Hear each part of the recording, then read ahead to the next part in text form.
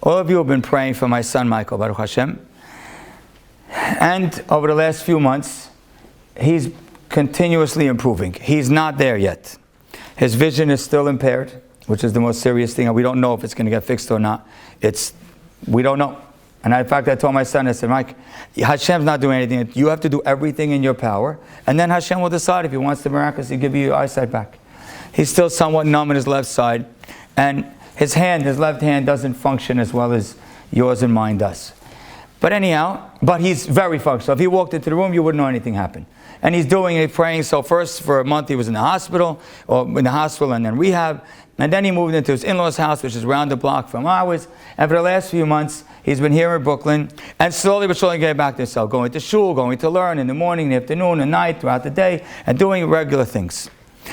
This past Sunday, he decided he's going back to yeshiva, back to Kollel. He moved back to Lakewood on Sunday night. And Monday morning, he went back to BMG, Bet Midrash Gavoa.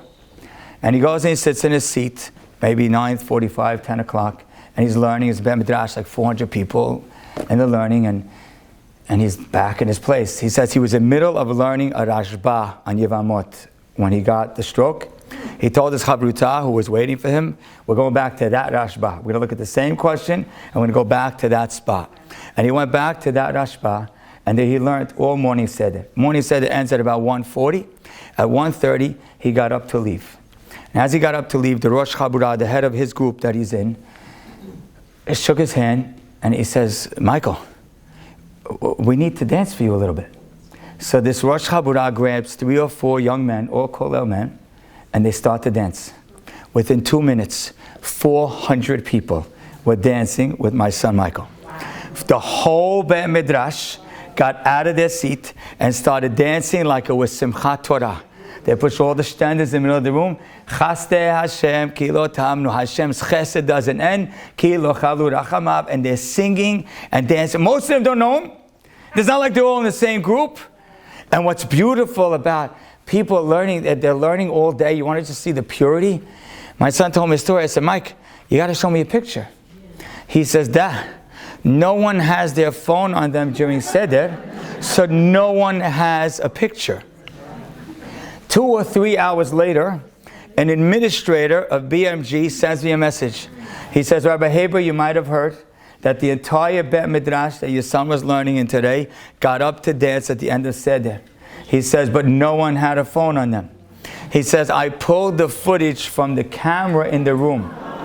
And he sent me the footage of the people in the Bet Midrash dancing with my son. And I said to myself, like, wow. You know, he put in his effort. He did all the rehab he's supposed to do. And he has ways to go and still needs a lot of tefillah.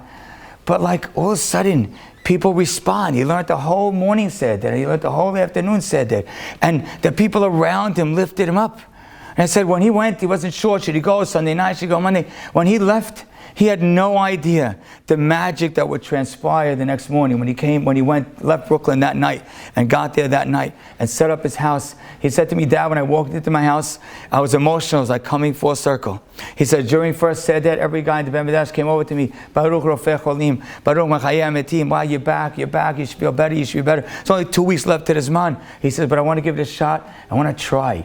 You have to take extreme action. You're not getting bracha laying in your bed. Action is how it works. Lev Tov is cute.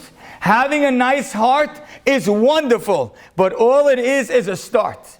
And the end of the day, where the beracha lies, is in action.